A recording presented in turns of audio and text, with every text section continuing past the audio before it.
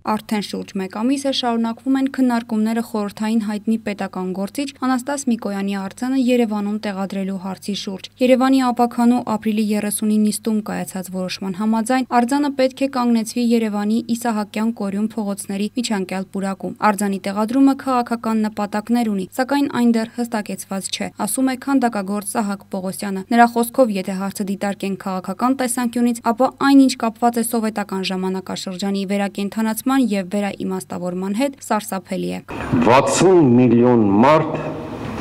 զոհվել է այդ ժամանակ։ Դուք կարող եք պատկերացնել 60 միլիոն, դա մի ամբողջ հսկա երկրի բնակչություն է։ Եվ հիմա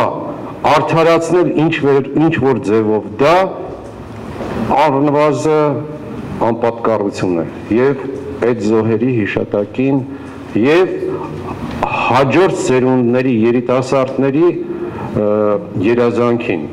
Քանդակագործի խոսքով խնդիրը ոչ միայն վիճահարույց անցյալ ունեցող քաղաքական գործ չի արձանի կանգնեցման, այլ նաև նման արձանների ձևերի մեջ է։ Նրա խոսքով վերջին շրջանում Հայաստանում տեղադրված արձանների մեծ մասը մահարձաններ են հիշեցնում։ Ժամանակակից արվեստի ինստիտուտի հիմնադիր տնօրեն Նազարեթ Կարոյանի խոսքով, եթե արձանի տեղադրումը հայ հասարակության մղումն է, որն արտահայտվում է իշխանությունների նմանատիպ որոշումներով, ապա ինչ ուղերձ ենք փոխանցում մեզ եւ ապագա սերունդներին։ Ինչն է հերոսականացվում հնարամտությունը մոտ այդ կենսունակությունը կամ սովաբարելով ասենք շուստրությունը, շուստրությունը գիտենք, որ հերոսն է այսօրվա մեր փողոցների, ինչու մենք չենք փորձում, ինչու մեր իշխանությունները չեն փորձում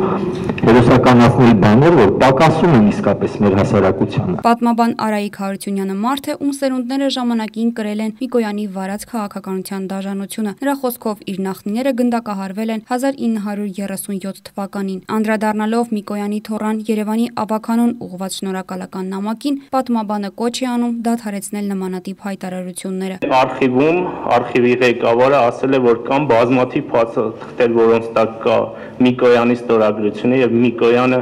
նախաձեռնել է բազմաթիվ դատավարություններ։ Այսքանից հետո ես կարծում եմ, որ պետք է դադարեցնել այս գործընթացը եւ անմիջապես ուրեմն